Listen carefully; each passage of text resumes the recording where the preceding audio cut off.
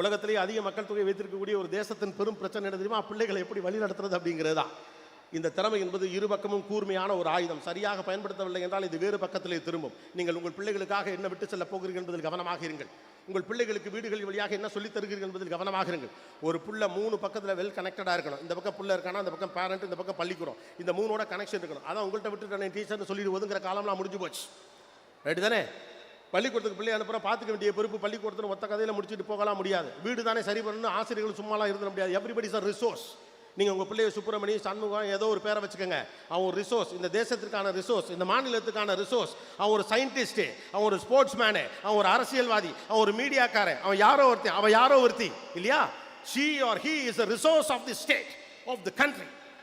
கோபிநாத்துங்கிற ஒருத்தனை இன்னைக்கு மேடையில் ஏற்றி இவ்வளோ பேர் நின்று கை தட்டுறீங்களே, இதுக்கு பின்னால் எத்தனை வாத்தியார் வளர்ச்சிருப்பாங்க. இன்னைக்கு நான் பார்க்கறது, இன்னைக்கு நான் பேசுறதை பார்த்து ஊர் சந்தோஷப்படுறதை விட பெரிய அளவுக்கு சந்தோஷப்படப்படுறது வாத்தியார்கள் தான், டீச்சர்ஸ் தான் இல்லையா? I'm a resource. You are a resource. உங்கள் வீட்டில் இருக்க ஒவ்வொரு பையனும் ரிசோர்ஸ்.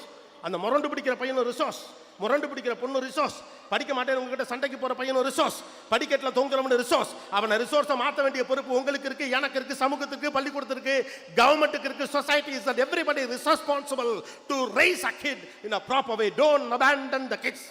பிள்ளைகளை கைவிடாதீங்க. நீ உருப்பிட மாட்டேன்னு சொல்லாதீங்க. 10 தடவை சொன்னீங்கன்னா பிள்ளை உருப்பிடாது. உலகத்திலேயே பெற்றோரை தான் ஒரு பிள்ளை பெரிய அளவுக்கு நம்பும். இந்த உலகத்தில் உங்களுடைய கணவன் மனைவியும் 20 ஆண்டுகள் ஒன்றாக வாழுகிறீர்களே, ஏதோ ஒரு சின்ன சந்தேகம் உங்களுக்கு புருஷன் மேலே இருக்கும். மனைவி கடைசி வரைக்கும் கூட இருப்பாளான்னு ஏதோ ஒரு இடத்துல ஒரு சந்தேகம் இருக்கும். எல்லாருக்கும் இருக்குன்னு சொல்ல. ஆனால் என்னைக்காவது ஒரு நாள் எதுக்கு இவளை கட்டணும்னு ஒரு அப்பா சாதாரணமாக நினச்சிடு. இந்த ஆளுக்கு எதுக்குடா கழுத்துட்டீங்க அவ்வளோ வரன்று வந்துச்சேன்னு அம்மாக்களுக்கெல்லாம் கோபம் இருக்கிற போது தோணும். ஆனால் பிள்ளைகள் கடைசி வரைக்கும் அம்மாவை அப்பாவை தான் நம்பும். தான் சொந்த திறமையில சைக்கிள் ஓட்ட கற்றுக்கிட்டவனை விட அப்பா பிடிச்சிருக்காரு என்னை விட்டுற மாட்டாருங்கிற நம்பிக்கையிலே சைக்கிள் ஓட்டவன் தான் இங்கே நிறையா. நம்பிக்கை தான் பிள்ளைங்களை வளர்த்துருக்கு இல்லையா? நம்பிக்கை தான் பிள்ளைங்களை வளர்த்துருக்கு. நான் விழுந்தா எங்கள் அப்பா பிடிச்சிக்குவாங்கிற நம்பிக்கை தான் விழுந்திருக்கு. எனக்கு ஏதாவது ஒன்றா எங்கள் அம்மா என்னை பார்த்துக்குங்கிற நம்பிக்கை தான் வளர்ந்துருக்கு. என்னை ஏன் வீடு கைவிடாதுங்கிற நம்பிக்கை தான் பிள்ளைகளை வளர்த்துருக்கு. வீடு கைவிட்டுங்கிற நம்பிக்கை வந்துருச்சு, நான் சம்பந்தம் இல்லாத சக்திகளோடு அவர்கள் சேர்ந்து கொடுக்குற அபாயம் நேரும். ஏன்னா அவன் கைவிட மாட்டேன்னு ஆதரவு கொடுப்பான் இல்லையா? யாரோ ஒருவர் பிடியில் சிக்கி உங்கள் பிள்ளைகள் சின்னாபின்னமாகும் என்று நீங்கள் அந்த பிள்ளை மேலே குறை சொல்லிட்டு போகாதீங்க. வீடு அதற்கான இடத்தை தராவிட்டால் ஏதோ தாங்கிக் கொள்ள யார் கிடைப்பார் என்று தான் தவிக்கிற நிலைமைக்கு பிள்ளைகள் வரும். You should be an extended hand for a kid அப்படின்னு சொல்றான்.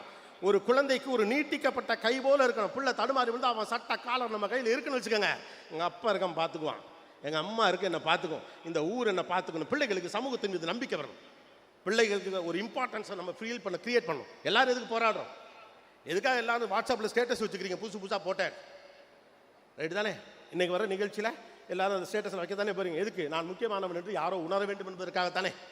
குறிப்பாக நம்மளை பிடிக்காதவங்க பாரு மினிஸ்ட்ரி பக்கத்தில் இருந்து போட்டோ எடுத்திருக்கேன், நீ எடுத்திருக்கியா அப்படின்னு காட்ட தானே.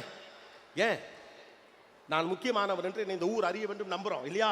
35 வயசில் 40 வயசில் 50 வயசில் நமக்கு தோணுதுல்ல நான் முக்கியமானவன் என்று இந்த ஊர் ஏற்றுக்கணும்னு. 16 வயசில் 17 வயசில் 15 வயசில் அவனுக்கு தோணாது, அவளுக்கு தோணாது நான் முக்கியமானவனாக அறியப்பட வேண்டும். I should people have to celebrate mean எனக்கு தோணாது. கைத்தட்டல் கேட்க கேட்க உற்சாகம் குறையுதா? குறையலையே.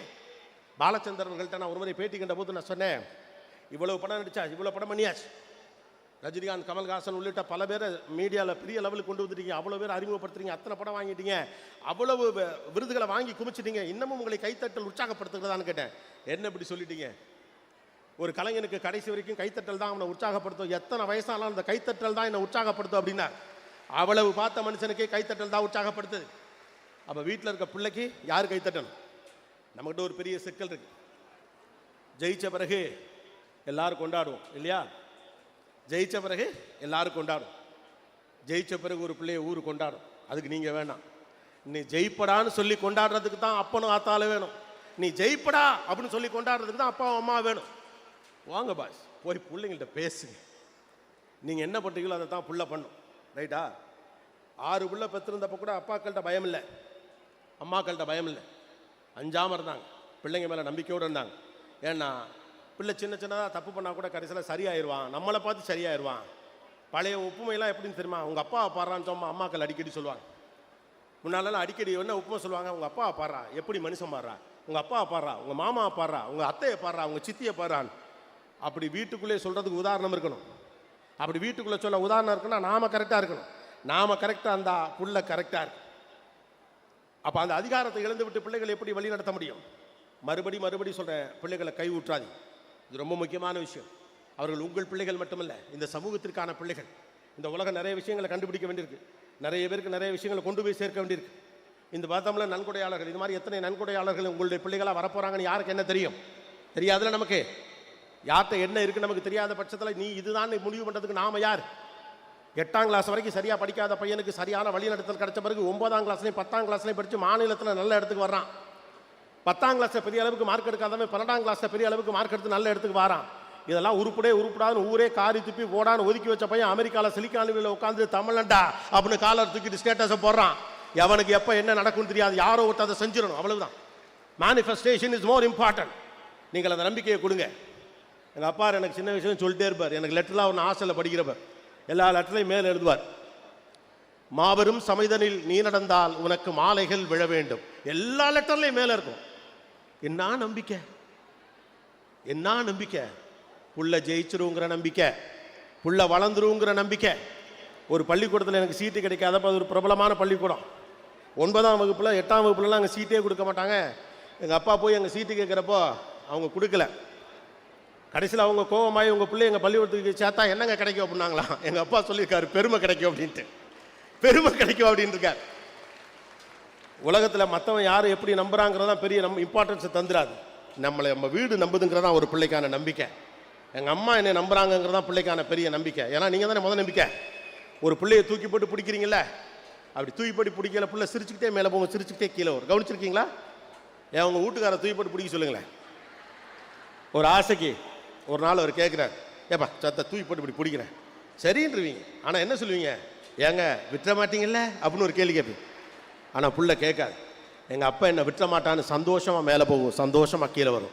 பிள்ளைங்களை விட்டுறாது. விட்டுற மாட்டீங்கன்னு தெரிஞ்சாலே புள்ள கரெக்டாகிடுவான். நல்லவனாயிருன்னு சொல்லி கொடுங்க போதும், மீதி எல்லாம் தானாகவே வந்துடும். You can't decide that what you can become அப்படின்னு சொல்லுவாங்க. நீ யாராக வேண்டும் என்று நீ முடிவு செய்ய முடியாது.